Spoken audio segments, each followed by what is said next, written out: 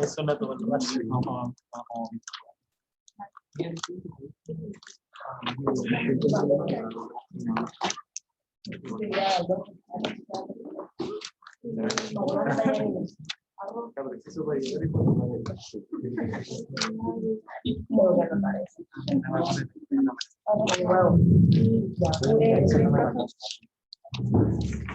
Muchachos, buenos días.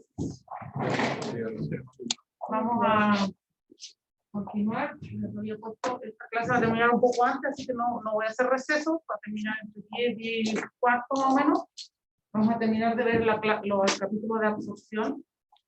Y después, la próxima semana, yo no voy a hacer la clase presencial, sino que se las voy a subir el día mismo pregrabada, porque tengo consejo facultad a las 9, entonces, o a las 9:30, creo. Entonces, lo que pretendo hacer es conectarme a las 8:30 por Zoom para consulta de dudas. Para la consulta de dudas de la clase que sería que es de distribución, que es el capítulo que viene después de ¿ya? Entonces, en un rato más, cuando les suba el video de esta clase, y les voy a subir también el de la siguiente, que es distribución con los PDF y el video. Está grabado neutro, se está grabado sin luz, es relativamente neutra la clase. Y el otro viernes, entonces yo a las 8:30 voy a hacer una conexión vía Zoom con el curso para el que quiera consultarme de la clase de distribución o de cualquiera de las clases que hemos visto hasta ahora, no hay problema. Ok, entonces estábamos hablando de la importancia de entender o de conocer nuestro tracto gastrointestinal, principalmente por las vías, por el que es la principal vía de administración de fármacos, y que nos encontramos con ambientes químicos completamente distintos entre lo que es el estómago y lo que es el intestino.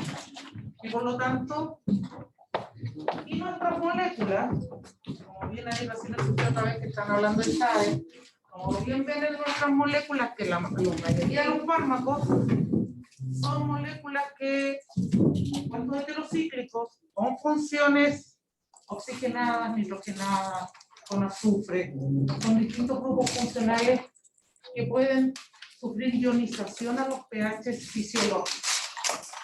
Y el hecho de sufrir ionización en los pH fisiológicos hace que nos cambie la capacidad de esa molécula de difundir pasivamente por las membranas biológicas, que es el principal mecanismo de movimiento. La bicapa lipídica de las membranas tiene las características de ser con carga y por lo tanto estos fosfolípidos, una bicapa con proteínas, con otra estructura, y moléculas que son neutras, de peso molecular no muy alto, y ojalá bastante lipofílicas, tienen la capacidad de difundir y por lo tanto para esas moléculas las barreras no son una complejidad. Pero sí, entonces tenemos por ejemplo moléculas en que si el pK dice es mayor a 8, eso quiere decir que cualquier pH fisiológico está bajo el pK de esa molécula. Por lo tanto, siempre va a estar, como es un ácido, va a estar en la zona con protonación, y un ácido protonado es neutro. Es decir, aquí tenemos a todos los pH plasmáticos, esto va a estar neutro. Y por lo tanto, no está ionizado, absorbido en todo el tracto gastrointestinal. Pero también tenemos que recordar reconocer si la función es ácida o es básica. No es una regla. Porque si nos vamos al otro lado, aquí tenemos entonces para las bases, en general muy débiles, pH menores a 5, no, está ionizado, si el pH es muy bajo, los pH fisiológicos están por sobre, y entonces aquí nos encontramos en general en la especie B. Y por lo tanto, absorbido en general en todo el tracto gastrointestinal. Ahora, lo que siempre tienen que recordar también es que estos son equilibrios.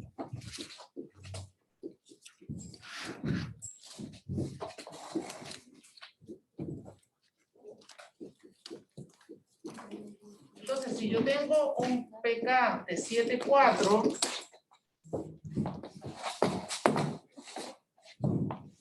si yo estoy a pH 7,4, esto está 50, 50. Pero si estoy en un pH 7, ya estoy por debajo del pK, por lo tanto estoy más ácido, entonces empieza a desplazarse aquí, aumenta sobre ese 50% aquí, pero no se va a cero. Depende de cuántas unidades esté diferenciado del pH. Entonces, cuando más o menos 2 unidades de diferencia entre pH y pK como una regla relativamente general, yo puedo estar o 99% a este lado o 99% a este otro. Entonces no es todo o nada. No es que si está pH 7,4 yo tengo 50 y 50. Por lo tanto, pensemos en el intestino, si está pH 7,4 o en la sangre va a estar a pH 7,4, la mitad de las moléculas van a estar ionizadas y la otra mitad no. Entonces, obviamente, las que estén neutras van a difundir. Ahora, como van a difundir, aquí se ve con colores, pero ahí no pasa los colores, ¿no? Si yo, ¿sí? ¿O poner rojo? Ah, sí. Si yo tuviera en sangre, yo tengo un 50% en este componente. Eso es parte de la distribución, pero para que lo... Aquí tenemos la bicapa lipídica. Esta molécula sale del plasma y se va a muchas partes. Puede ser cualquier parte, de eliminación, el sitio de acción, otros tejidos, etc. ¿Qué pasa con esto? Se empieza a predominar, se desplaza nuevamente el equilibrio para mantener un 50-50. Los equilibrios son desplazables por concentración. Entonces, si la especie neutra sale de la sangre o del estómago o del intestino, se va a desplazar nuevamente el equilibrio, lo que sí va a hacer que el proceso es más lento, a que si estuviera en un 100% no ionizado. Ahora, dependiendo del pK y el pH que yo tengo, cuánto especie tengo, y eso va a ser desplazable. Obviamente que si estoy en una zona donde está un pH que me favorece casi el 100% de ionización, no hay tiempo para que traspase, o va a pasar tan poco que no alcanzo las concentraciones necesarias para efectos farmacológicos. Entonces ahí está un poco el juego, pero siempre tienen que tener en cuenta que son equilibrios.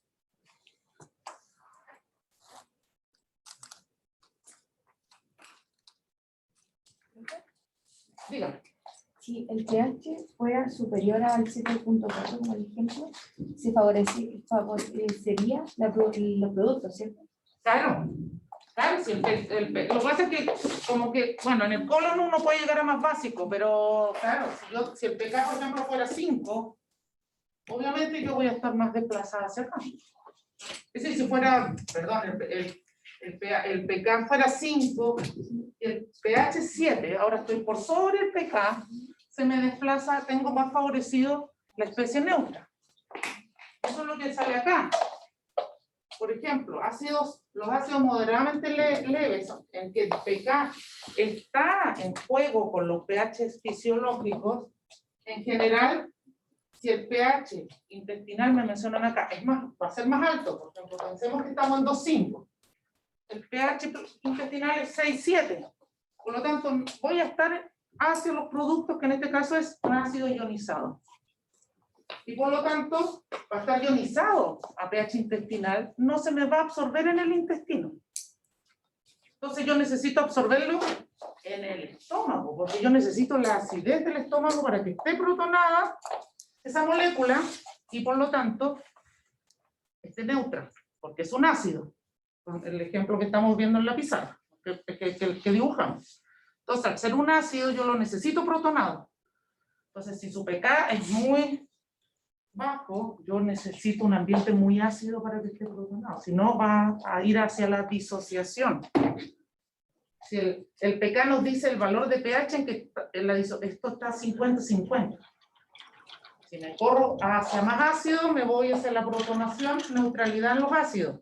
Si me voy hacia más básico, estoy hacia la disociación, es decir, hacia los productos, como tu compañera, y tengo el ácido ionizado. Al revés, las bases. La base protonada tiene carga porque es BH+. Por lo tanto, en ambientes ácidos, si una base está protonada, porque su pK es más alto que el pH, va a estar protonada, no se absorbe. Entonces las bases en general van al intestino a absorción, porque pasan al intestino pH 7 y puede ser que entonces estemos, no quizá en el 100%, pero ya empieza a haber un 50% de equilibrio, es decir, los productos están a un 50%, porque el equilibrio, cuando uno habla de equilibrio, no significa que siempre esté al 50%. El equilibrio puede ser 80-20, puede ser 70-30, puede ser 99-1. El equilibrio que está en esas condiciones. No es 50-50 cuando uno habla en equilibrio. Cuando el pK es igual al pH, estamos 50-50. Pero si nos movemos de ahí, vamos a estar en equilibrio, pero hacia una especie o hacia la otra. Entonces ahí es donde hay que hacer el análisis. Y dentro de la... Entonces uno tiene que... Esta es una regla relativamente general. Obviamente que esto se puede analizar cuantitativamente usando la ecuación de Henderson-Hasselbalch, que nos relaciona el pH con el pK y nos da la relación de especies ionizadas para ácidos y bases. Volviendo a la absorción. En la absorción, nuevamente tenemos nuestro estómago como primer ente en el tracto gastrointestinal que recibe el fármaco. Entonces, ¿afectan o no afectan los alimentos? Uno pudiera predecirlo, idealmente demostrarlo. ¿Por qué? Por ejemplo, en el estómago el pH en ayuno, es decir, el que no tomó desayuno hoy día, está con un pH cercano a 1,5. El que no ha tomado desayuno está ahí. Pero el que tomó desayuno está cerca de 5. El que se acaba de comer un sándwich mientras venía para acá, se tomó una leche, algo con alimentos, no solo agua, cambió el pH a 5. Y si estamos con un fármaco que su pK está en ese rango, yo puedo cambiarlo de disociado a no disociado o de disociado para cualquiera de los dos lados. Entonces, por eso, una de las condiciones que hay que evaluar es si este cambio de pH con los alimentos me puede afectar la absorción gástrica cuando la absorción gástrica es crítica para el proceso farmacológico. El fármaco se absorbe en todo el tracto gastrointestinal porque no le afectan los pH. Da lo mismo que me tome el medicamento después de comerme mi desayuno o antes de tomarme el desayuno. Otra cosa son los efectos propios del fármaco, por ejemplo, los antibióticos que destruyen flora bacteriana, que por lo tanto se recomienda que sea con alimentos para una protección gástrica de ese tipo. Otro problema, Tenemos mucha gente tomando protectores gástricos. Que lo que omeprazol y derivado lo que más se está usando hoy en día. ¿Qué hacen eso? Suben el pH. Nos mantienen el pH gástrico elevado para evitar la gastritis o las úlceras. Y por lo tanto, ¿qué pasa con todos los fármacos que nosotros necesitamos? Se absorben solo en el estómago porque necesitan ese pH ácido. Entonces, en las interacciones farmacológicas, el omeprazol y sus derivados tienen una gran cantidad de interacciones farmacológicas, porque pueden alterar la absorción de fármacos que se absorben exclusivamente en el estómago. O sea, ahí no es la única causa de interacciones farmacológicas, pero es una, sobre todo si vamos a intervenir en los pH del estómago y el fármaco tiene absorción solo gástrica. Porque después va a pasar al intestino y lo vamos a perder, simplemente a las heces. Lo que es, si era en el estómago y en 45 minutos, si no lo logré, el resto se pierde. Botamos la plata y el paciente no ve mejor en su terapia. En cambio, en el resto de lo que ya es intestino, el cambio de pH no es tan dramático. Si bien hay algo de cambio, no es tan dramático, incluso más abajo como esté, casi se mantiene en las mismas unidades.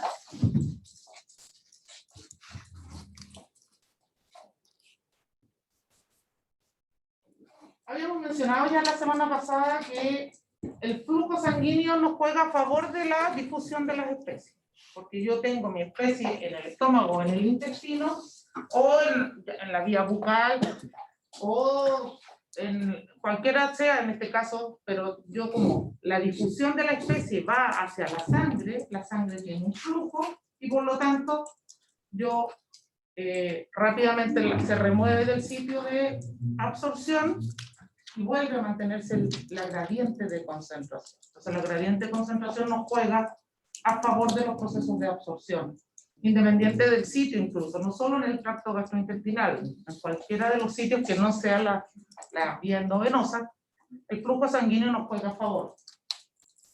Por ejemplo, sobre todo si la absorción es lenta, si la absorción es lenta, si el problema es la difusión de la especie por características, por ejemplo, tabla de moléculas polares, eso quiere decir que no tiene buena afinidad con la membrana. Entonces, ahí el problema es, la etapa determinante es la difusión a través de la membrana. Entonces, por más que yo le mantenga el gradiente de concentración, como es la etapa limitante, es la difusión por la membrana, no va a haber favorecido su absorción.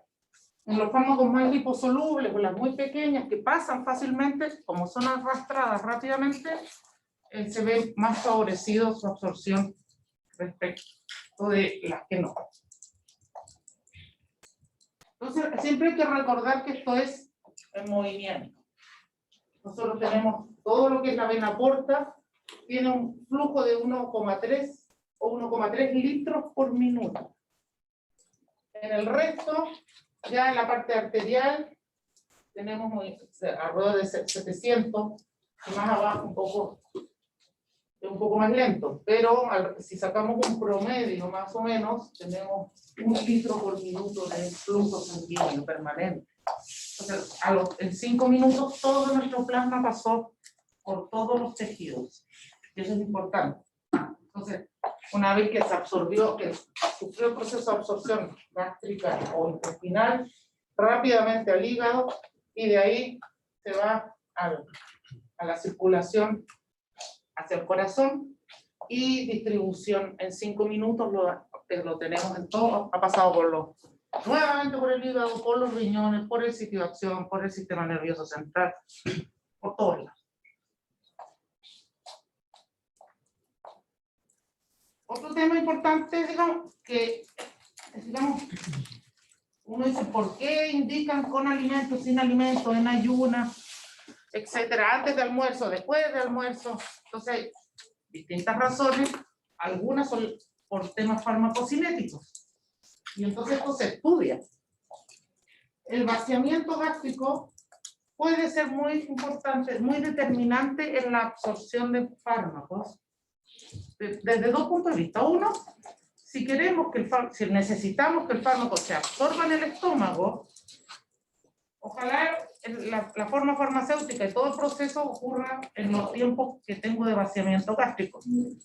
O lo puedo tratar de retrasar, se podría retrasar, o que sea lo más lento posible.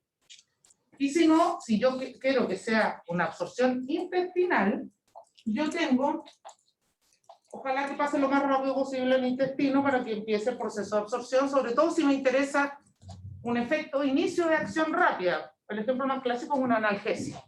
Si yo quiero una analgesia rápida, mi fármaco se absorbe en el intestino, ojalá pase soplado por el estómago, para que tengamos el inicio de acción lo más rápido posible. Entonces, obviamente que si queremos inicios rápidos de acción, y dependiendo de dónde ocurra la absorción del fármaco, yo puedo querer vaciar rápidamente o retrasar el vaciamiento gástrico. Entonces, cuando los fármacos se absorben mejor en el intestino, como las vitaminas, o son inestables a pH ácido, como la penicilina, se podría tratar, o tengo un recubrimiento entérico, y por lo tanto necesito que esté en el intestino, etcétera, yo podría promover el vaciamiento gástrico. Y al revés, cuando el ácido del estómago me ayuda a la disolución del principio activo, porque también acuérdense que aquí es como si yo tuviera los test de disolución, por prueba de solubilidad, uno pone un poquito de polvo en tubos de ensayo y puedo poner un buffer con pH ácido, un buffer con pH neutro y ver cuánto se demora. Puede ser que por las mismas características del fármaco se disuelva muy rápidamente en ambientes ácidos y por lo tanto, acuérdense que necesitamos disuelta la molécula para la absorción. Entonces, si el ácido me favorece la disolución, no necesariamente la absorción gástrica, sino que la disolución, y de ahí ya empieza el proceso de absorción donde debe ocurrir, o para que la forma farmacéutica se desintegre y sea absorbida, yo puedo querer mantener el principio activo más tiempo. Aquí tenemos el tiempo de vaciamiento gástrico y aquí tenemos el pic de paracetamol, acetaminofeno en plasma. Eso quiere decir que lo que se midió aquí fue, ¿se acuerdan? Siempre está el perfil de concentración, que por tiempo acá, concentración de paracetamol o acetaminofeno, le vamos a poner A porque está escrito así. Entonces nosotros tenemos esto, más o menos. Lo que se está midiendo es esa concentración, el pic de concentración. Entonces, ¿cuánto es el máximo de concentración que tenemos de paracetamol en sangre en función de cuánto se demoró en vaciar el estómago de los pacientes? Vemos cómo pasar de 30 miligramos por litro de concentración a menos de la mitad, alrededor de 10. Solamente, digamos, con un cambio, aumentando el tiempo de vaciamiento gástrico. Yo no sé cuál es en este momento la concentración, pero y si esta es, vamos a poner ahí, es la concentración mínima eficaz. Si esa es la concentración mínima eficaz, a estos pacientes no tengo efecto farmacológico, porque este es el máximo que alcanzó ese paciente. Si esta es la concentración mínima eficaz, aquí yo perdí terapia farmacológica. El normal está más o menos acá, entre 40 y 60. Este más o menos el tiempo de vaciamiento gástrico considerado normal. Entonces, en este caso, para este otro lado, claro, estoy pasando más o menos de 25 a 35, también pudiera manifestar efectos tóxicos, dependiendo del cambio que tenga. Entonces, en algunas condiciones, no en todas, no es que todo pase lo mismo, pero es importante tenerlo en cuenta. O puede ser la explicación para, uno a veces busca la explicación mucho por farmacodinamia y resulta que es farmacocinética la explicación, es decir, porque el perfil de farmacocinética, siempre tiempo, concentración versus tiempo, ¿qué afecta a esa farmacocinética? Es que en el gráfico no entendí muy bien por qué la pendiente es negativa. Es por el vaciamiento. ¿Verdad? Claro. ¿Que va disminuyendo la concentración en el estómago? O no, esto es sangre? concentración plasmática. Ya. Lo que pasa es que este fármaco, mientras más permanece en el estómago, menos se absorbe. Entonces, mientras más permanezca en el estómago, menos se absorbe, menos concentración plasmática alcanza. En este caso.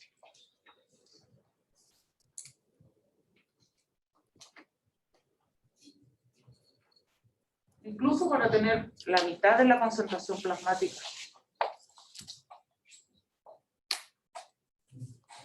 Pudiera darse al revés, que sea positiva, dependiendo dónde se absorbe el fármaco. En este caso, un fármaco de absorción gástrica, por lo tanto, perdón, más tiempo, el tiempo va a ser claro, más largo el vaciamiento gástrico, más tiempo en el estómago, menos tiempo de absorción, es de absorción intestinal. Vamos, voy a darle la vuelta de nuevo para que no, por la pregunta que hay que hacer todo el camino. Tiempo de vaciamiento gástrico aumentado. Si yo tengo más tiempo de vaciamiento gástrico y tengo menos concentración plasmática, eso quiere decir que el fármaco no se absorbe en el estómago, porque mientras más lo tengo en el estómago, menos concentración plasmática tengo. Y por lo tanto alcanzo menos concentración. Y en este caso sería como el tiempo que está dentro del estómago. En el vaciamiento gástrico. Digamos, el tiempo que pasa todo el bolo alimenticio, o el volumen que yo puse, cuánto tiempo se demora en salir hacia el estómago, ¿sí? ¿Pero eso del vaciamiento gástrico depende de cada persona, más que nada? ¿O hay alguna forma como para alterar esos tiempos, por ejemplo? Es decir, se pueden alterar los tiempos un poco dependiendo, vamos a ver en una tabla, algunas consideraciones, pero en general esto va mucho a que con o sin comidas, más que coma proteínas o coma, vamos a ver cómo el tipo de alimento sí cambia el vaciamiento gástrico. Y lo más clásico es pensar, que lo vamos a ver, si uno va a un asado, si uno se come una ensalada, el estómago está livianito. Si uno va a un asado, se come una media vaca, el estómago les queda pesado, pero por horas y por horas. ¿Por qué? Porque la comida sigue en el estómago, porque las proteínas retrasan el vaciamiento. En cambio, el azúcar, los carbohidratos lo aumentan. Por ejemplo, entonces puede ser que si yo me como un plato de tallarino, un plato de carne, esto se hace en estudios estandarizados, cuántos gramos de proteína, cuántos gramos de carbohidratos come la persona, se hace todo un análisis, digamos, estandarizado, pero para tener la relevancia, digamos, uno puede comerse un plato de pasta y sentir el estómago pesado, pero no le va a durar lo mismo que si se comió la misma peso en carne. Puede ser, al principio obviamente el volumen aumenta siempre, pero se empiezan a degradar los alimentos y pasan el vaciamiento gástrico. Sí. Entonces en ese gráfico había que acelerar el vaciamiento gástrico. Claro, en este caso, uno en general en la farmacocinética, todo lo que uno ve informado farmacocinéticamente para un fármaco o un paciente, está pensado para un paciente que no es paciente porque es una persona normal, de 70 kilos, de contextura física normal, sin patologías asociadas, y entonces en esas condiciones fisiológicas, todo está informado en el fondo para una persona fisiológicamente funcional completa, no para una persona enferma. Y eso es otra consideración, porque los medicamentos no se dan para personas sanas, se dan a personas en general enfermas. Entonces, esto es lo que uno esperaría, más o menos fisiológicamente el vaciamiento gástrico está entre 45 minutos, y entonces eso es más o menos la concentración, esa concentración plasmática es la que uno esperaría. Ahora, si la persona por patología o por comida o por condiciones cambia eso, puede tener más concentración o puede tener menos. Entonces, ahí va el tiempo que dicen, no, si yo es que me lo tomo siempre, van al desayuno y se toman las pastillas. Yo dicen, no, yo me las tomo, apenas me levanto, me las tomo, me voy, me ducho, me visto y después voy al desayuno. Algunos medicamentos van a tener la misma farmacocinética en los dos pacientes, con la variabilidad que vimos en la bioequivalencia la semana pasada, digamos. La variabilidad interpersonal, además, cambia todo. Pero pensemos que funcionan igual. El que se lo tomó en ayuna y se fue a la ducha, estuvo más o menos entre ducharse, vestirse y preparar el desayuno media hora, 45 minutos. Esa persona incluso cuando va a tomar desayuno ya no tiene que hacer los medicamentos en el estómago. Entre que yo me levanté y tomé desayuno, me tomé los medicamentos y tomé desayuno, pasaron 45 minutos, casi ya tengo los medicamentos pasando al intestino. En cambio, si voy, hago todo eso, pero llego al desayuno y me tomo los medicamentos con el desayuno, ahí cambia la cosa. Entonces, ¿cuáles? Depende. La respuesta aquí, excepto en la prueba, no está permitida, depende. O me la justifican, me dicen depende, porque si pasa esto, esto, si pasa esto, esto, si pasa esto, esto. Es decir, un depende siempre puede ser una buena respuesta. Depende de cómo me la justifiquen. También. Pero sí, varía dependiendo de las personas y de la cultura. En general, ahí, ahora claro, hay gente que toma en las mañanas 5 o 6 medicamentos. Entonces, ahí es complicado, pero, digamos, no se ve, puede ser en algunos casos complicado. Por eso algunos se recomiendan, si las personas tienen mucho, a veces estos se toman en la noche, estos se toman en la mañana, para que no se crucen entre ellos o pensando en los efectos de la farmacocinética. Aquí también tenemos, por ejemplo, esto es propanolol, el perfil de concentración en el orden del gráfico del máximo. Aquí tenemos en ayunas y con alimentos. Lo que pasa, este lo tomó, apenas se levantó, y este lo tomó con el desayuno. Y podemos tener este perfil de concentración en dos personas. Este lo tomó en ayunas y este con el... y dejó pasar 45 minutos. Y este lo tomó con los alimentos, con el desayuno, y alcanza más concentración plasmática.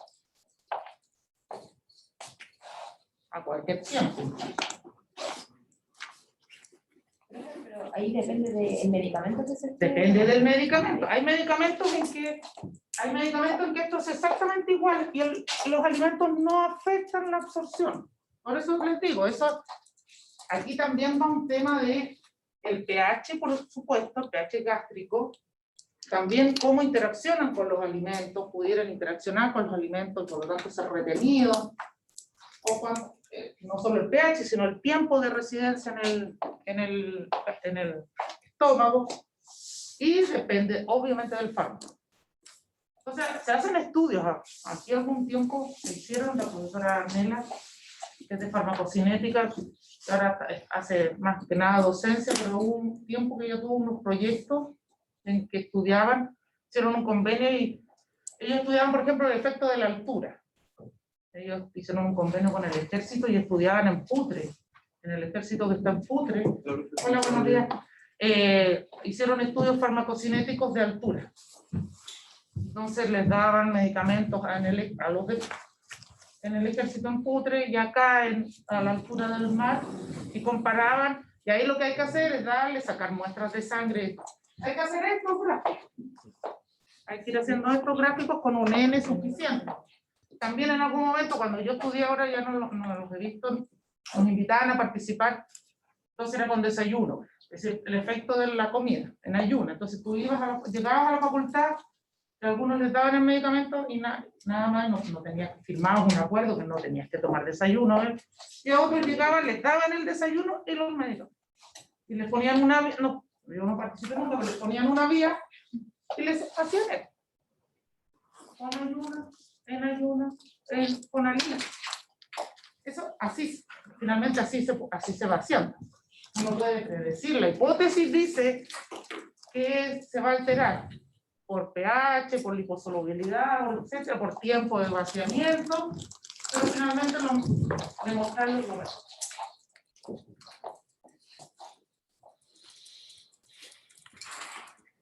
Bueno, aquí esto es fisiológico. No es que esto se haga farmacológicamente, pero el inicio de la ingesta de comida me aumenta el volumen inicial ingerido, me aumenta el vaciamiento gástrico en un primer momento. Pero luego, si es mucho el volumen, se tiende a vaciar más lentamente. Si es sólido, que si es líquido, se vacía. El tipo de comida, carbohidratos, proteínas, Entonces, los carbohidratos, la velocidad de vaciamiento es más alta, y así, bueno, temperatura, aquí son cosas fisiológicas, el pH, algunas enfermedades. Lo que sí, bueno, algunas enfermedades también, hay qué comorbilidades tiene el paciente que pudieran alterarme el vaciamiento gástrico. Pero no es que uno recurra a todo esto, sino que en el fondo es sí o no, afecta o no afecta, en general. Y aquí está el ejemplo de las proteínas, esto es estandarizado, 400 ml de glucosa al 1% o 50 gramos de hígado, que es casi pura proteína. A menos que esté graso, el hígado en general es pura proteína. Se considera. Y aquí tenemos entonces vaciamiento gástrico, aquí. Ustedes miran, a la hora, la glucosa ya se vació el estómago. En cambio, con proteína, para hacer el mismo vaciamiento gástrico, en volumen, haya vaciamiento gástrico. Entonces, obviamente cambia completamente. Uno normalmente, farmacológicamente, estima que va a ser por acá el tiempo. Va a estar estimando que va a ser este.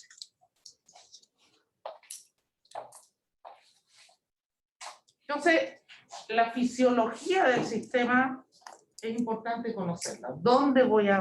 ¿Por dónde va a pasar mi medicamento? ¿Dónde va a llegar? ¿Va a llegar sólido? ¿Va a llegar líquido? ¿Va a llegar recubierto en una cápsula, en un comprimido de liberación sostenida en el tiempo? ¿Sirve hacerlo sostenido en el tiempo? ¿Lo puedo formular? Son todas las preguntas que uno se va haciendo en el medida que el fármaco va avanzando en el tránsito a ser un fármaco comercializado. Pero después tenemos el otro componente que es, igual hemos hablado del pK, del pK del fármaco principalmente, pero no solo hay aspectos físico-químicos de los fármacos, sino también tenemos factores físicos, propiamente tal. Y el primero que tiene que ver es con el tamaño de partículas. Vamos a volver a que normalmente la mayoría de las formas farmacéuticas orales, el fármaco va sólido. Polvo, no. Para el ojo de uno está pulverizado. Para el ojo micrométrico ya de microscopio hay un tamaño de partícula. Y esa partícula tiene que disolverse para poder solubilizar las moléculas y las moléculas absorberse. Por lo tanto, el concepto de disolución involucra contacto con el solvente. En este caso, el medio gástrico, el medio intestinal. Por lo tanto, si yo tengo una partícula grande, pensemos en esto es grande, tiene un ejemplo de la nanotecnología, pero sirve para entenderlo. Si yo tengo una partícula grande que tiene 4000 moléculas y están todas agrupadas en un cubo, yo solo tengo 1300 expuestas a la superficie, que son las que pueden entrar en primer momento en contacto con el disolvente. El resto está todo adentro. Si yo divido eso, mantengo la misma cantidad de moléculas, pero ya ahora pongo 2300 absorbentes. Y si yo lo vuelvo a dividir, puedo tener las mismas moléculas, porque no he cambiado, solo estoy fraccionando mi partícula, y puedo llegar a tener 3500 expuestas al disolvente, y por lo tanto, disponibles para que la molécula se disuelva. Por lo tanto, obviamente, la teoría dice que mayor es la velocidad de disolución si yo tengo tamaño de partícula más pequeño. Eso en farmacología se usa, sobre todo cuando la molécula, la partícula, no es fácilmente solubilizable en agua. Su problema está en la disolución. Nosotros podemos tener problemas en la disolución de la partícula o no, ser muy rápida la disolución, entonces uno pone en agua y se disuelve de inmediato, o cae al fondo del tubo y no se me disuelve, para hacerlo más grave. Entonces, por ejemplo, aquí tenemos un ejemplo, la glisofulvina es activa por vía intravenosa. Intravenosa, pensemos, ya va disuelta y lo pongo directo en la vena, tengo efectos farmacológicos.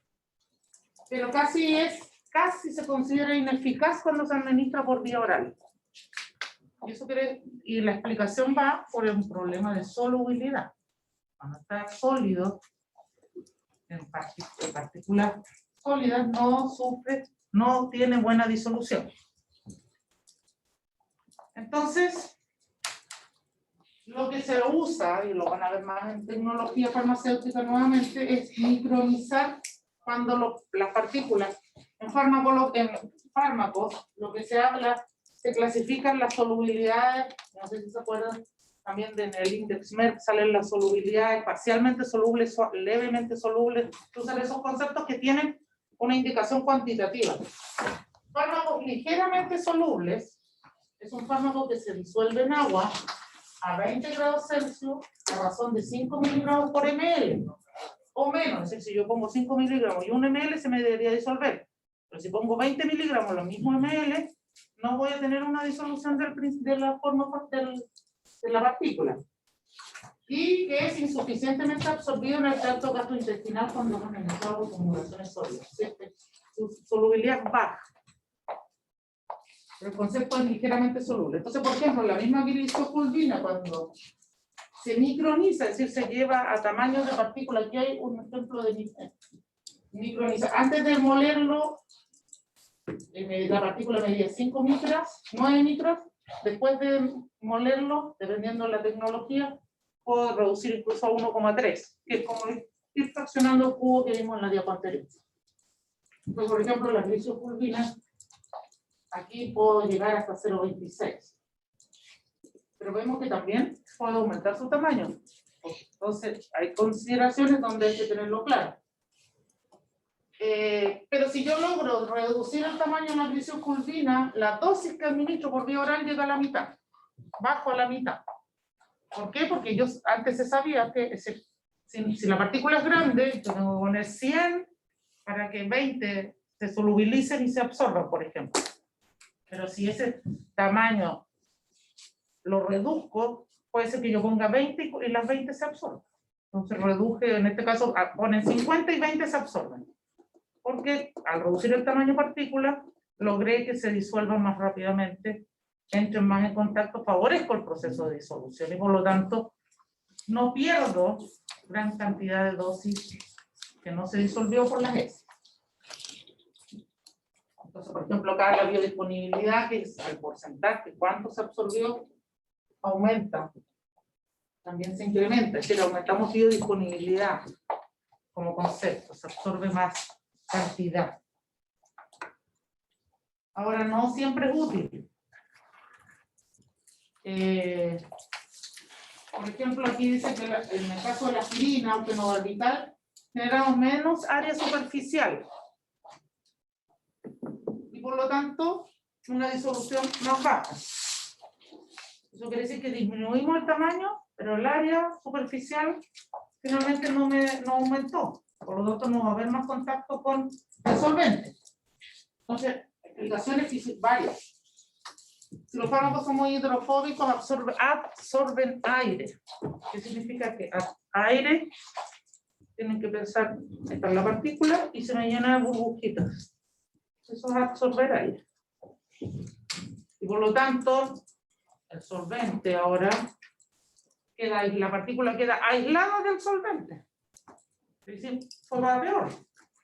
Se disminuyó el tamaño y absorbió aire la partícula y lo aislé del solvente, menos se me disuelve. Entonces, no jugó en contra. Partículas muy pequeñas, en general se vuelven a reagregar, porque no son estables. En general hay que usar, por ejemplo, aquí hablaba de Twin 80, un surfactante. En general hay que estabilizarlos, hay que usar agentes estabilizantes, porque si no se nos vuelven a reagregar.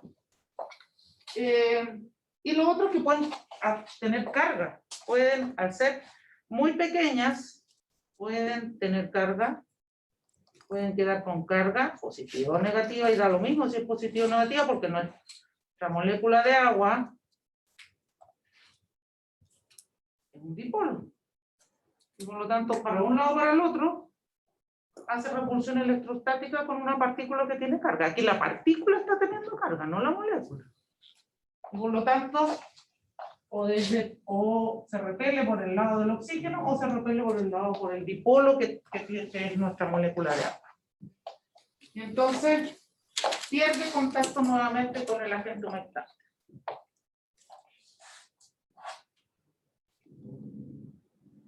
Muchas veces no necesitamos tampoco porque no queremos que se disuelvan en el estómago, queremos que pasen rápido al intestino por estabilidad, por ejemplo, o porque son irritantes, gástrico, el piroxicam es un anestésico antiinflamatorio súper irritante por contacto en el estómago, no solo por mecanismo de acción, también por contacto, y por lo tanto, mejor que no entre en contacto con el estómago, con las mucosas del estómago, porque lo va a irritar, que pase directo al intestino, no quiero. Entonces, la teoría dice, claro, si le disminuye el tamaño de partículas se va a disolver más rápido, pero yo no lo quiero disolver, no aplico. Además, todo proceso tecnológico que yo aplique una forma farmacéutica aumenta el costo. También, mientras más tecnología, más costo en todo. Otro punto importante tiene que ver con la forma cristalina de la molécula. Esto que sale acá, la molécula puede cristalizar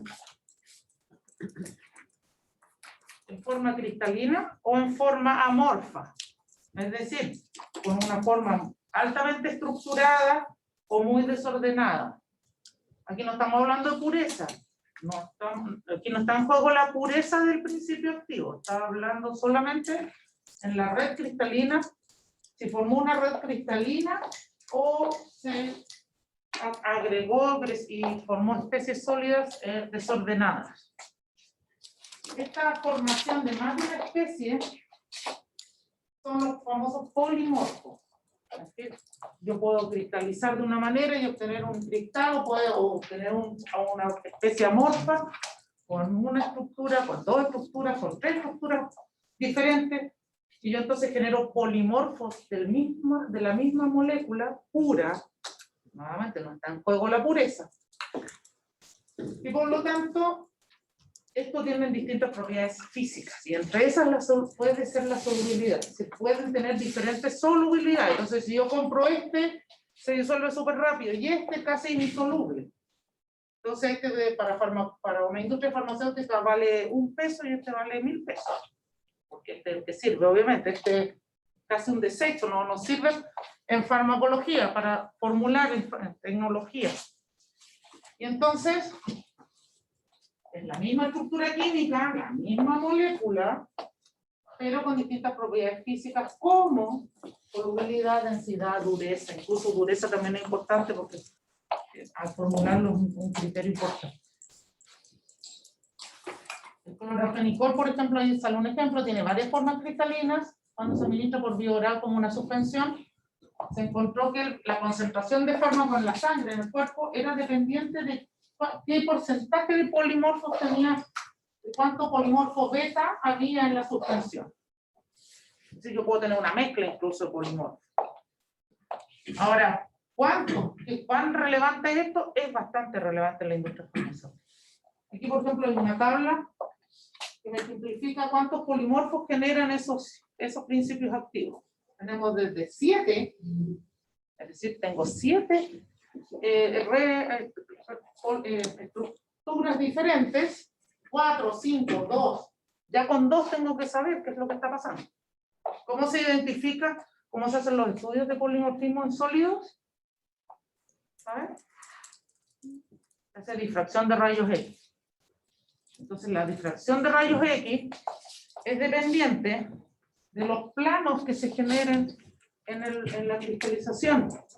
Si es una estructura ordenada, tipo una red cristalina ordenada como esta, va a haber un patrón de difracción de rayos X que se vuelve una huella digital del polimorfo o de la especie cristalina. Y va a dar planos de difracción. Entonces uno va viendo, bueno, va cambiando el ángulo de incidencia. Entonces el gráfico del difractograma es 2θ, que es el ángulo, versus la intensidad, y se van viendo picos súper agudos, que después se hacen con un patrón y se difracta. Se hace el estudio estructural. No, mucho se ve eso en química inorgánica. Los inorgánicos hacen mucha difracción de rayos X, y se olvida uno de que en la química orgánica también es relevante la difracción, la forma en que cristalizan las moléculas.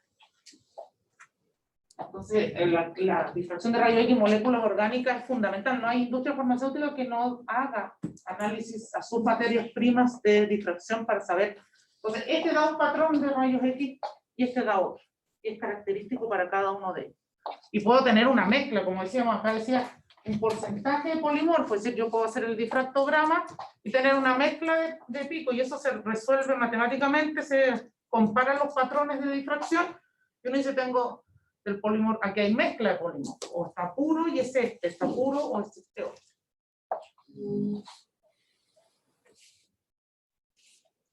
Bueno, eso afecta puede afectar la disolución y por lo tanto alrededor del 40% de todos los compuestos orgánicos presentan polimorfismo. De todos los compuestos. En la industria farmacéutica es altamente relevante.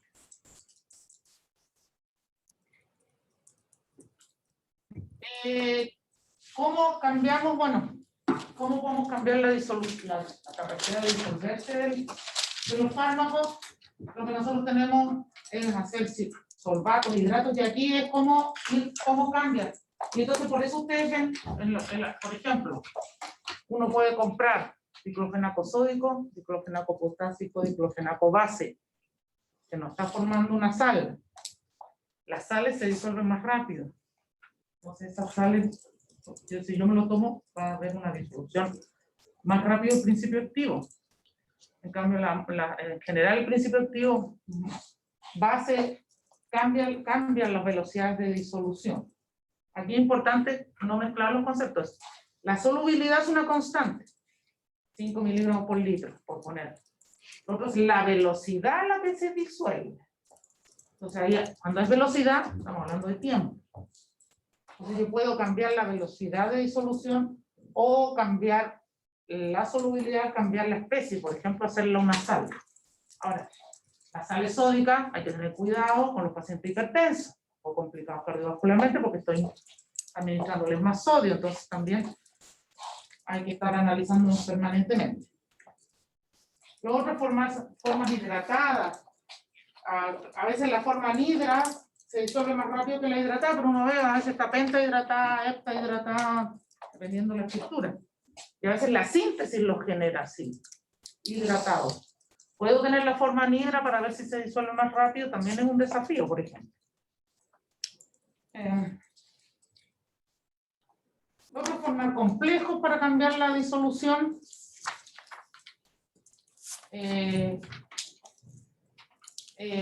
Dependiendo de lo que uno quiera, puede ir cambiando. Siempre estamos hablando de formar un complejo, no estamos cambiando químicamente el principio activo. Estamos haciendo que se interaccione con otra estructura para que en ese conjunto sea más fácil su absorción y su disolución. Por lo tanto, podemos alterar la velocidad y el grado de absorción. La velocidad de absorción y por lo tanto, algunos fármacos. La absorción con D, sí, perdón. Yo creo que una vez leí un paper de que se usaba, era del profesor Ayerson, que se usaban nanopartículas poliméricas para el transporte de la curcumina. Eso también, ¿cómo puede ser como la complicación o no? Bueno, en general, sí, la curcumina, por ejemplo, es una molécula muy grande. Cuando hablamos de las características, tiene un peso molecular alto. Entonces, no es fácil absorberlo con B, absorberlo normalmente. Por lo tanto, o que se mantenga disuelto.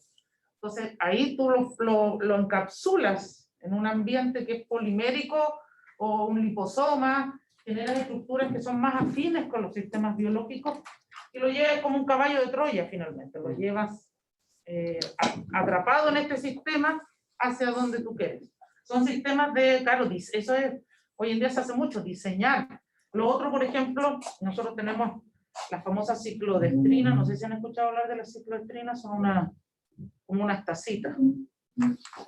Entonces, por fuera son hidrofílicas, por fuera, y por dentro son hidrofóbicas. Por lo tanto, mi fármaco, por ejemplo, cualquiera sea, entra y forma lo que se llama un complejo de inclusión y queda incluido dentro de la cavidad de la cicloestrina, pero la cicloestrina por fuera es hidrofílica y se disuelve mejor en agua. Por lo tanto, favorece la absorción. Entonces tú tienes más principio activo disuelto cuando está encapsulado en la cavidad de la cicloestrina. También. A eso se refiere con formar complejos. Hay distintas unas y otros encapsularlo en estructuras que son muy grandes o son poco solubles por las condiciones que sean. Sí. Bueno, las moléculas se pueden absorber en carbón. Por ejemplo, el carbón vegetal se utiliza mucho, o el carbón activado, o el pan quemado. Por ejemplo, en una intoxicación uno puede administrar pan quemado para tratar de que las moléculas orgánicas se absorban en la superficie y no sufran procesos de absorción. Y eso sirve incluso como un mecanismo rápido de tratar una intoxicación por vía oral. Lo otro es aumentar las estabilidades químicas, tratar de mejorar, por ejemplo, la penicilina que tiene un tiempo de vida media de 1 minuto pH 1, es decir, en 1 minuto la concentración bajó a la mitad, tiempo de vida media, la concentración baja a la mitad en 1 minuto.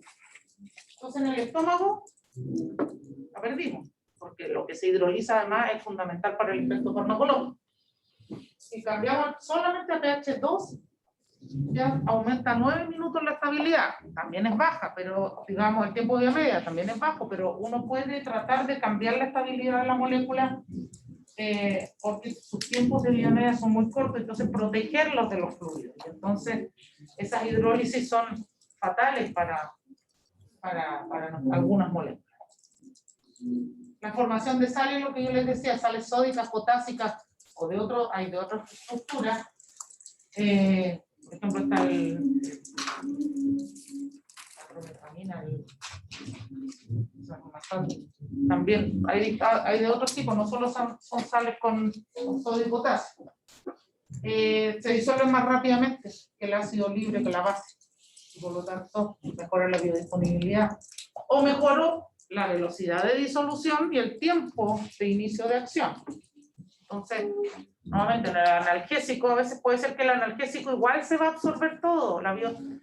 Puede ser que la biodisponibilidad siga siendo 100%, pero el máximo de concentración lo obtengo antes. Por lo tanto, eso también es relevante. Los surfactantes, como yo les había mencionado, en el ejemplo de Servir se había mencionado, incrementan la velocidad y la absorción, por ejemplo, de algunos fármacos. Ahí ya hay todo un estudio de qué moléculas, cómo formularlo, y eso es parte de hacer formulaciones orales. Porque después lo que viene es estudiar cómo se desintegra toda esta forma farmacéutica, cómo cede el principio activo, y entonces tenemos todo un estudio, todo lo que se llama estudios de disolución, que supongo, no sé si lo revisaron en los cursos introductorios. En el fondo lo que se hace es hacer test de disolución. Entonces, todo un sistema de equipos que tienen test de disolución donde se coloca les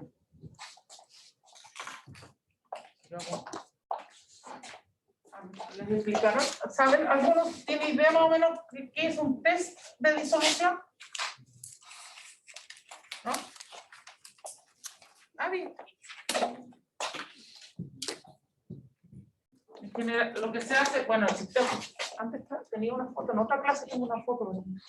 Lo que se hace son en unos vasos que tienen 900 ml de capacidad. Se coloca, se simula medio ácido o medio neutro, dependiendo de lo que yo quiera estudiar.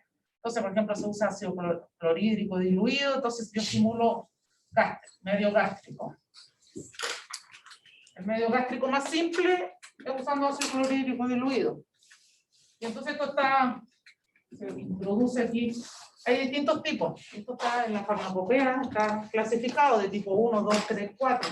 Hay unos que son de paleta, hay otro que es un canastillo.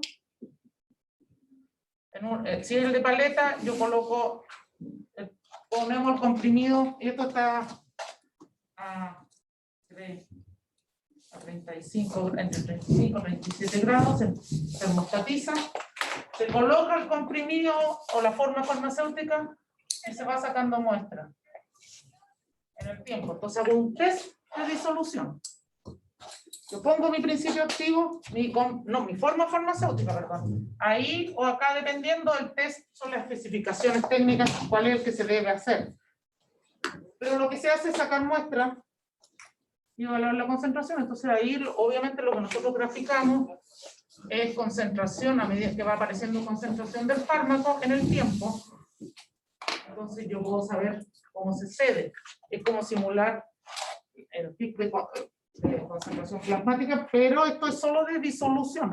¿En qué momento se disuelve toda la dosis? ¿En qué tiempo? Si estamos simulando tiempo gástrico. Y eso ocurrió a los 120 minutos. ¿Nos sirve si el fármaco tiene absorción gastrointestinal? No, porque el máximo de disolución ocurrió a las 2 horas. Y si estamos gástricos, tenemos 45 minutos. Entonces esa forma farmacéutica nos sirve, no nos sirve si la absorción tiene que ser gástrica. Que se demoró 2 horas en cederse el principio activo desde la forma farmacéutica a estar disuelta. Entonces, ahora yo puedo cambiar y hacer como si esto fuera. Se pueden agregar proteínas, pectinas, simular más el medio gástrico incluso, o el intestinal, se pueden ir simulando. Pero esto se llama test de disolución.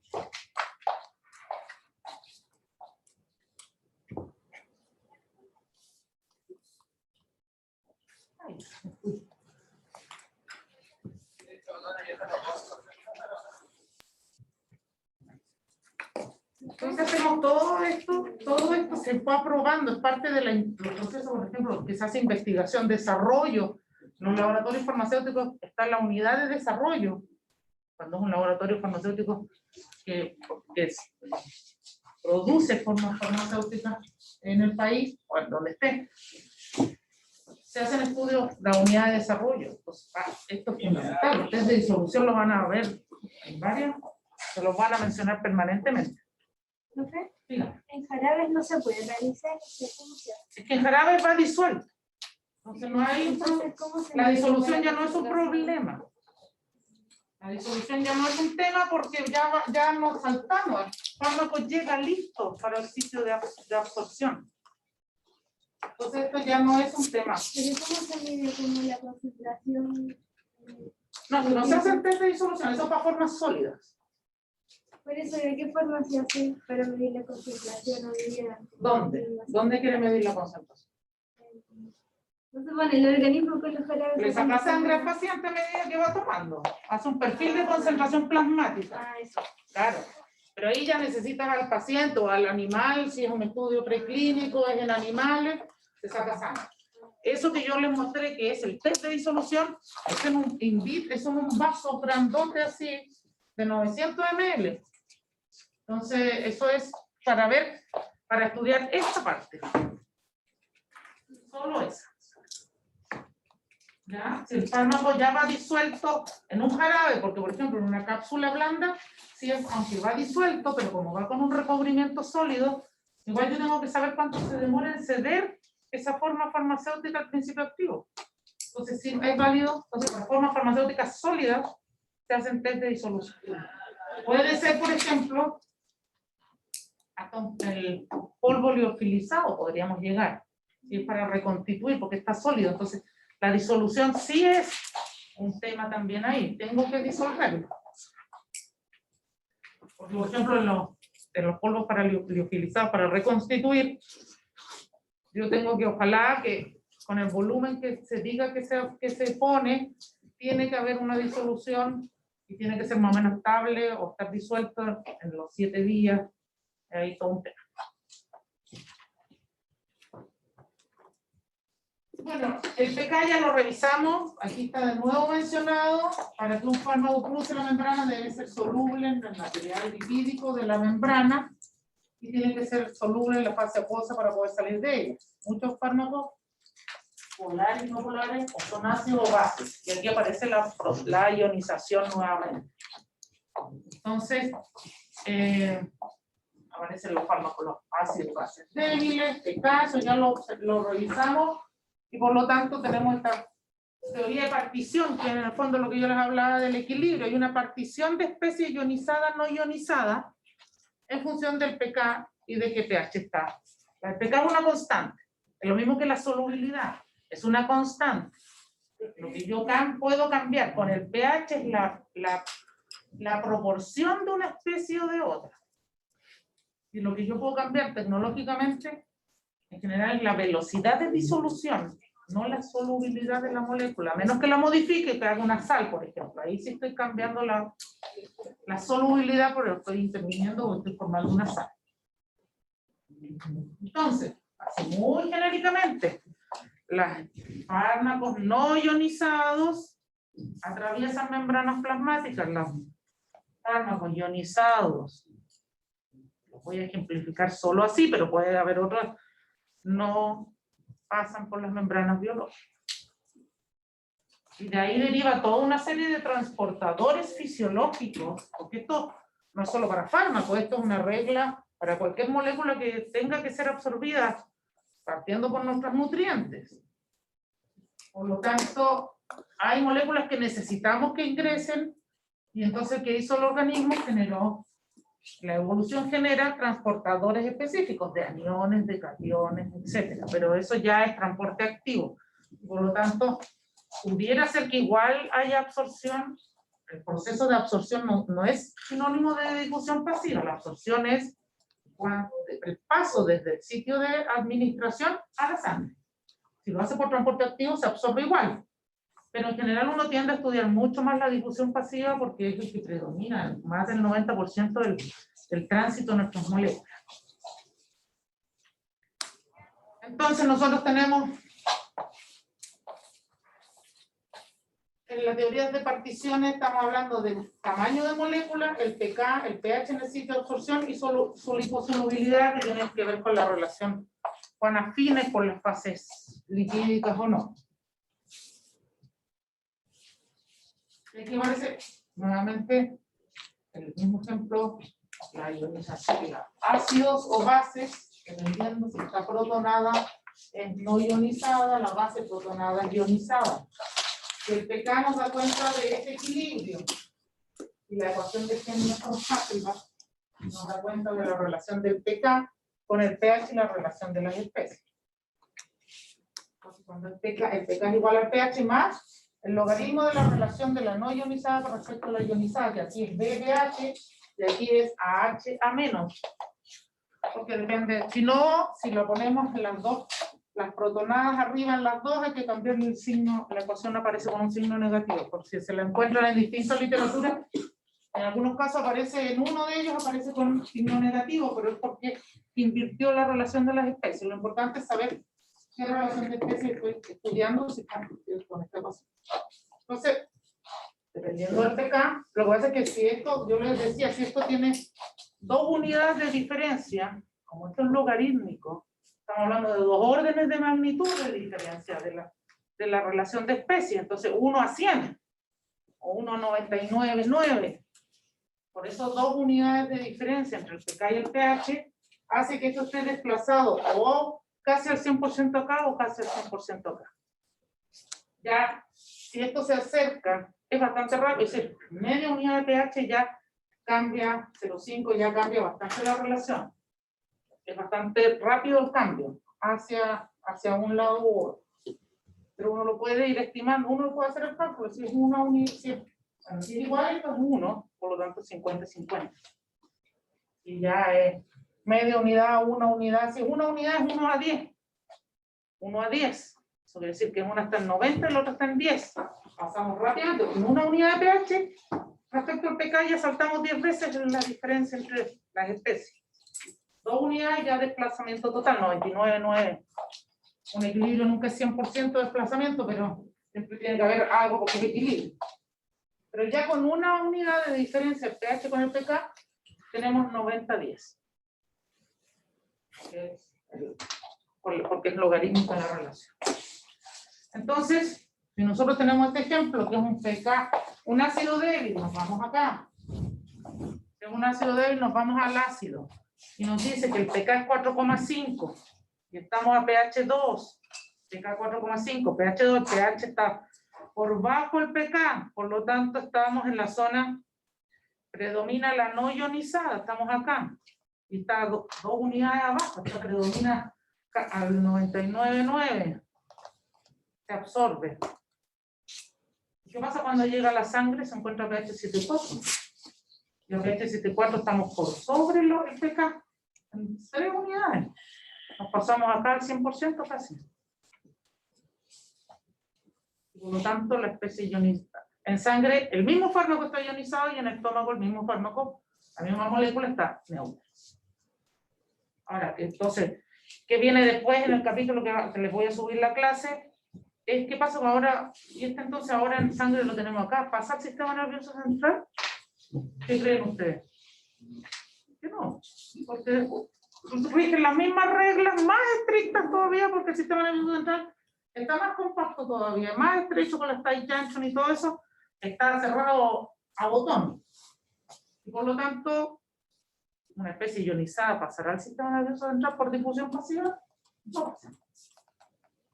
Entonces resulta que esta molécula se absorbe súper bien, pero si yo la quiero para una patología de sistema nervioso central, una depresión, Parkinson, hoy en día con el crecimiento de la población, Parkinson, demencias seniles, Alzheimer, todo lo que es depresión, etcétera, necesitamos llevarle fármaco. Entonces este fármaco se absorbe súper bien, tengo un perfil de concentración precioso en sangre, pero ahora es los mismos conceptos. ¿Qué pasó en la sangre? En la sangre está ionizado, no llega al sistema nervioso central, a menos que use transporte activo. Profe, es por eso que los medicamentos, en general, cuando tienen que ver para tratar cosas neuronales, son caros porque tienen que pasar eso y requiere más tecnología. No diría que es por eso, porque lo que pasa en general se usan más bases que ácidos. Entonces las bases a pH 7, en general, si el pK es más bajo, están como B, entonces están no ionizadas, y por lo tanto transitan. En general, todo lo que son los derivados, la amitriptilina, digamos, ese tipo, en general tienen funciones más básicas que ácidas. Por ejemplo, la penicilina es un súper buen fármaco para tratar la meningitis bacteriana, con los meningococos. Si yo hago el estudio en las placas, pongo penicilina, mato a todos los meningococos, pero no atraviesa la barrera si es un ácido. Por lo tanto, yo lo tomo y no llega a la meninge. No se puede usar para tratar meningitis, a menos que yo lo inyectara directamente. Entonces, el fármaco funciona in vitro perfecto, pero no llega porque no atraviesa las barreras necesarias para llegar al sitio de acción en ese caso. Que al revés, la penicilina, bueno, eso es el capítulo siguiente, el ejemplo de la clorfenamina, que sí llega y no queremos que llegue porque da sueño. Entonces, de ahí salieron la loratadina, la cetericina, bla, bla, que no atraviesan, la única diferencia es que son agonistas del mismo receptor, pero no atraviesan el sistema nervioso central y no llegan a los receptores que dan sueño. Y por eso, ahí, ¿sí? Me queda una duda. ¿De que esté ionizado el fármaco en la sangre afecta como en algo? ¿O porque supone que esté ionizado en la parte como de absorción, en el gastrointestinal, no se absorbería? No, exacto. ¿En la sangre qué pasa que esté ionizado? Depende de dónde quiero que llegue. Ya. Claro.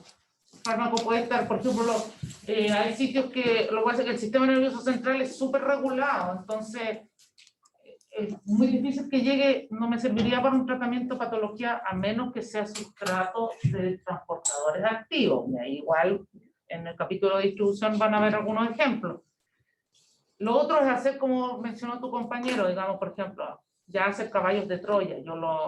Ya hago un desarrollo tecnológico que sí aumenta el precio notablemente para llevarle fármaco. Por ejemplo, hay terapias que pueden ser con péptidos, que interaccionen, estabilicen en el Alzheimer, son terapias que se están buscando, pero los péptidos, ninguna posibilidad que entren por difusión pasiva al sistema nervioso central, por más que yo los ponga inyectables. Entonces se busca encapsularlos o utilizar, ahí hay que conocer ahora el enemigo, entre comillas, en la barrera hematoencefálica. ¿Qué tiene?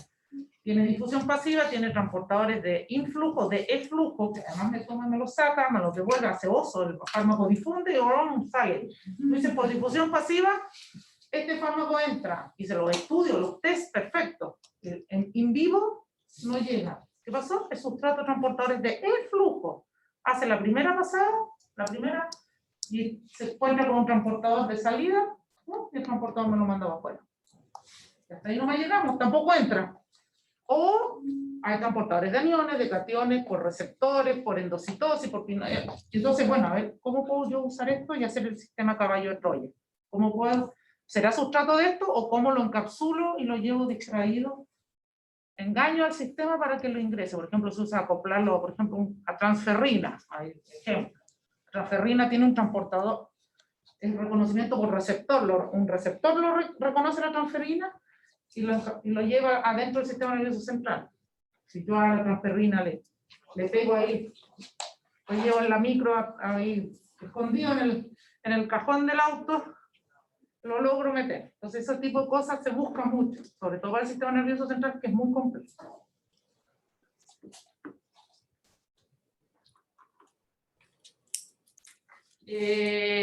Bueno, eso es la ionización. Lo otro es la lipofilicidad del fármaco. Y entonces, ahí estuve, bueno, aquí sale un ejemplo, digamos, de un trabajo, no es tan nuevo, pero digamos, la lipofilicidad y como un predictor para penetración de moléculas, para este caso, agentes de imágenes, pero para la barrera hematoencefálica. ¿Sí? ¿Cómo usamos la lipofilicidad como un predictor de ingreso al sistema nervioso central? En este caso, pero estamos hablando de absorción, que también influye, eso viene en la clase siguiente. Pero esta lipofilicidad del fármaco, lo que se hace es determinar lo que se llama la partición. Se puede hacer, es decir, se hace una estimación de lipofilicidad, se puede hacer una partición líquido-líquido, yo les contaba la semana pasada, estamos adelante, sí, bueno, estamos adelante, pero lo que se hace es usar dos líquidos inmiscibles, octanol y agua, y entonces yo veo cuántos fármacos quedan en cada una de las fases, saco las concentraciones, de cada uno de ellos y hago una relación de concentración. Es lo mismo que una partición. Cuando uno habla de partición, uno evalúa cuánto hay de uno y de otro. Eso se puede hacer líquido-líquido, se puede hacer con HPLC, que tiene una fase sólida y una fase líquida, pero ahí la afinidad por la fase móvil o la fase estacionaria tiene que ver con lo que tenga cada una. La fase puede ser muy acuosa, el fármaco pasa muy rápido porque es afín, o se queda retenido en la fase estacionaria, que generalmente son más lipofílicas, o se puede calcular computacionalmente lo que nosotros llamamos el log P, que es el coeficiente de partición. Entonces, en general, todos los software, si alguno de ustedes está usando software para dibujar moléculas orgánicas, hay software desde lo más simple que te lo dejan tal cual con los ángulos malos que le pusimos de todas las rayitas, o hay otros que te optimizan la molécula y hay otros que son obviamente profesionales. Pero todos ellos en general en el menú tienen una opción de cálculo de log P. Obviamente que mientras más simple el software lo calculan, hace un cálculo de cuántos carbonos, nitrógenos, oxígenos, el otro ya optimiza un poco la molécula, si hay enlaces internos, y los más grandes incluso incorporan interacciones con solventes. Pero el concepto viene de acá. De aquí viene el concepto de log P. Que es que yo pongo octanol y agua y veo cuánto se queda en embudo de decantación, en un sistema que se coloca y se mantienen en agitación, un sistema de shake que lo agita permanentemente por un tiempo, y después del tiempo yo saco muestras a ambos lados.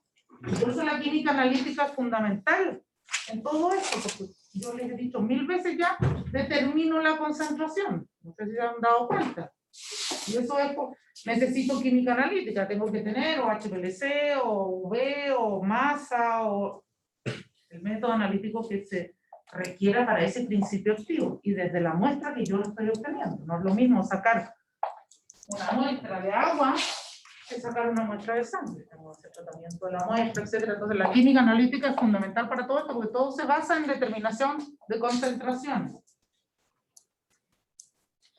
Y entonces, bueno, se saca la relación entre octanol y agua. Entonces, obviamente, si esto es mayor a 1,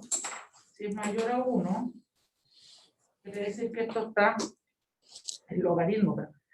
El fármaco prefiere estar en el octanol, que es una fase orgánica, por lo tanto uno asume más lipofilicidad. Si es menor a 1, tiende a estar aquí en el octanol o en el agua. Ahora uno puede también ajustar el pH de la solución acuosa. Por ejemplo, lo puede hacer a pH 5 o a pH 3. Y entonces yo saco, sobre todo si la especie se ioniza, y yo puedo sacar el log P o log D, y generalmente a veces aparece el valor, por ejemplo dice 5,5. Entonces ese es el coeficiente de partición que se calculó con la fase acuosa a pH 5,5. En el otro es el log P, octanol agua, o favoreciendo las especies neutras. Pero bueno, eso no importa, digamos, uno lo va estudiando de esa manera.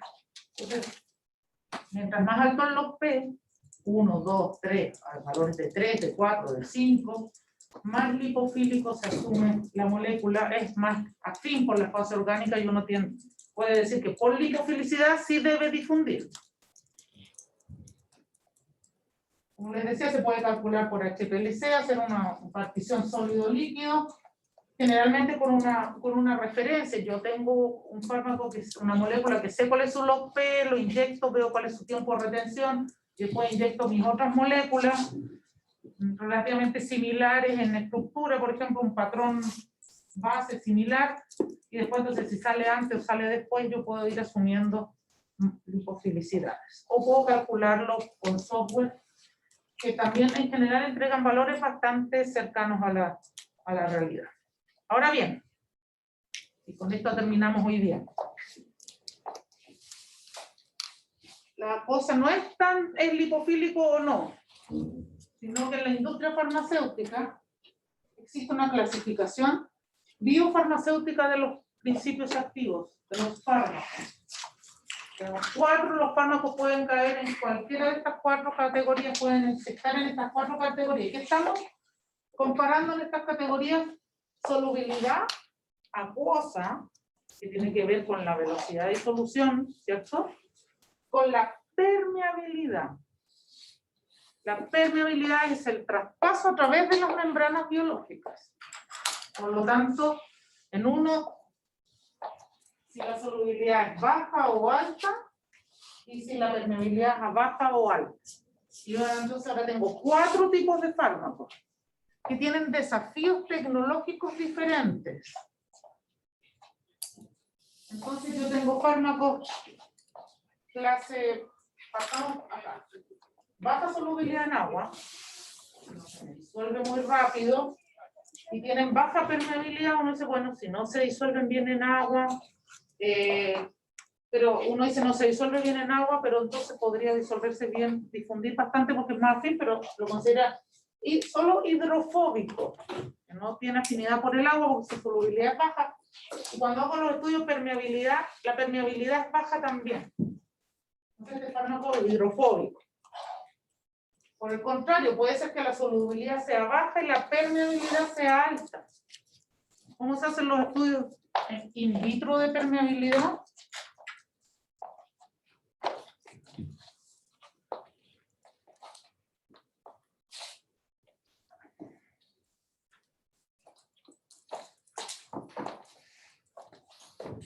Los estudios de permeabilidad in vitro, no sé si ubican estas placas que se llaman de pocillos, que tienen 96 pocillos. Así, ¿lo ubican? Son más o menos de este tamaño y tienen 96 pocillitos. Esto es una vista frontal, y si no uno lo ve, una vista lateral, tiene los pocillitos. Ahí. Entonces, lo que se hace, hay uno que es la placa tiene receptora, y después hay otra placa que es así, que van unidos así, que es la que se coloca dentro de la otra. Entonces lo que voy a hacer es simular el experimento aquí. Yo tengo uno de los pocillos. Entonces se pone aquí lo que se hace es poner un fosfolípido. Este es el sistema más simple para estudiar permeabilidad, que se llama PAMPA. Es una sigla, estudio de membranas en paralelo, es una sigla en inglés. Y entonces yo coloco el fármaco y evalúo si pasa a través de ese fosfolípido, si permea. Entonces ahora tenemos solubilidad, es un parámetro, una constante. Velocidad de disolución es un continuo en el tiempo. Y la permeabilidad, es decir, ahora cuando viaja en relación a la difusión pasiva desde un lado de la membrana al otro.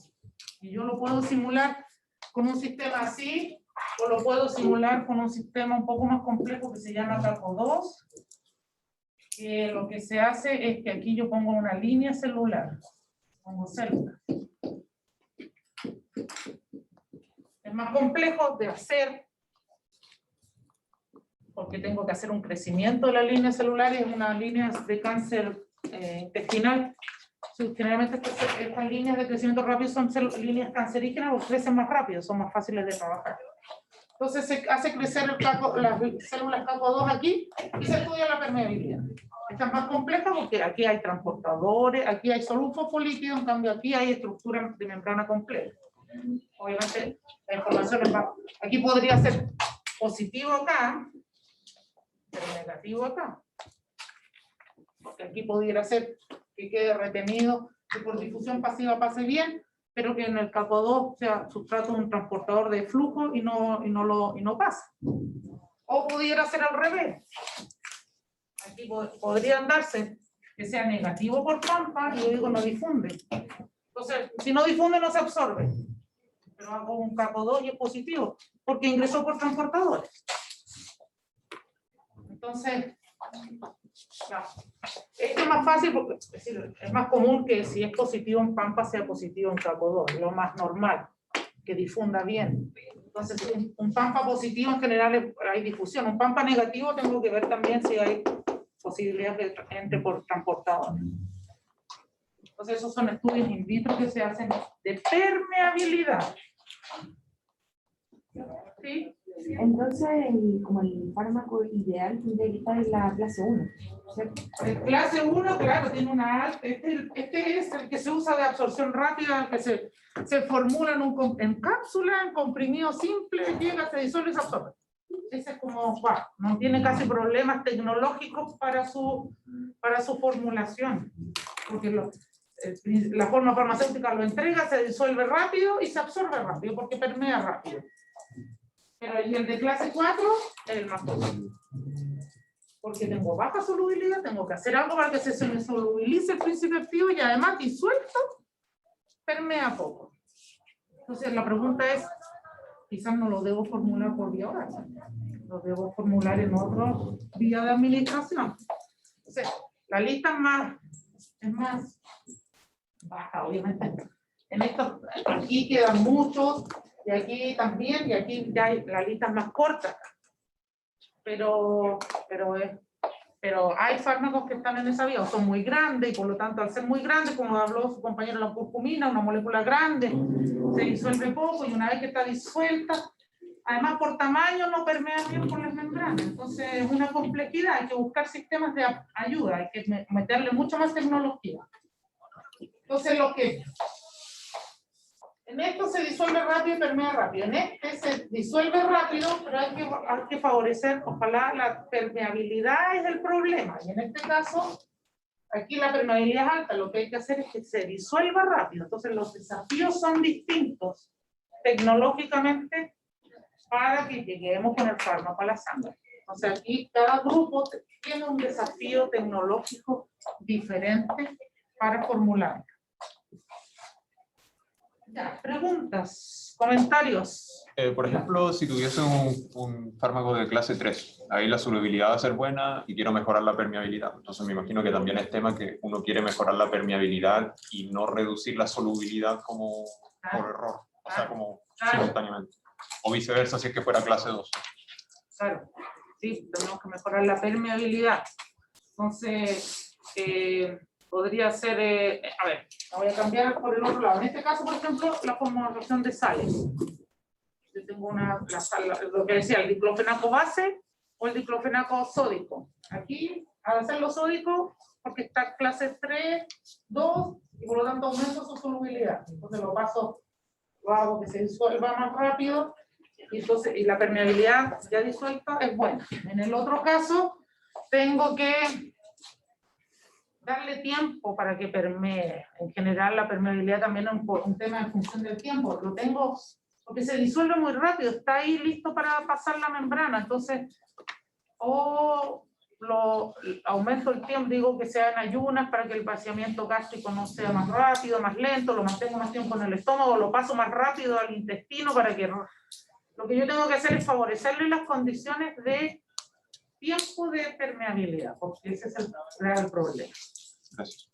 O lo formulo, por ejemplo, con un liposoma, le cambio el ambiente en el que va y entonces ayuda a que permee, pase por las membranas plasmáticas más rápido. ¿Sí? Profe, en ese ejemplo de la sal a mí me quedó una duda. Se supone que la solubilidad sería alta al ser una sal, pero la permeabilidad no sería baja. No necesariamente. Pero si, por ejemplo, solamente hubiera transporte... No, porque una cosa es la solubilidad. Una vez que está disuelto, el sodio se me va para allá y mi molécula se me va para acá. Se disoció. Pero al estar iónico en la, como, no sé, en la sustancia... No por eso, pero depende del pH. Lo que pasa es que al hacer la sal, yo lo que favorezco es la solubilidad. Ahora, la molécula disuelta, ¿en qué fase está? Puede ser que esté protonada en el ácido, en el estómago, o pasar al intestino y ya está, pero yo lo disolví más rápido. Ya.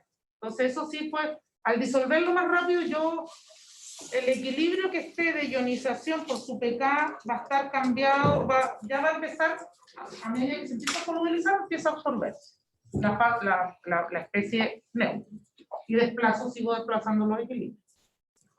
Entonces sí, no puedo asegurar que donde todo, pero sí, si no lo solubilizo, no, hasta ahí llegamos. Entonces tengo que saltarme el paso de la solubilización, ayudarlo a la solubilización. Ya, entonces les decía, vamos a terminar acá. Les voy a subir esta, bueno, voy a poner bueno, les subo el video de esta clase, les voy a subir los PDF para los que llegaron más tarde, PDF y videos pregrabados de la clase de distribución, que es el capítulo que viene a continuación, porque ahora viene, la pregunta es, sorteamos todas las fases y ahora solo estamos en la sangre, no hemos llegado a ningún otro lado. Ahí nos quedamos. Entonces la clase que va a estar pregrabada, porque yo la próxima semana a las 9:30, 10 tengo reunión, entonces no alcanzo a hacerles toda la clase, la tengo pregrabada, se la voy a subir, pero me voy a conectar por Zoom a las 8:30, a la hora de la clase, pero por Zoom, no acá en la sala, para que no vengan tan temprano, y que tenga dudas. No les voy a hacer la clase, sino que para contestar dudas de esa o de todo lo que ya he visto hasta ahora. Por si acaso, el que quiera conversar conmigo, próximo viernes a las 8:30. Chao, que estén bien.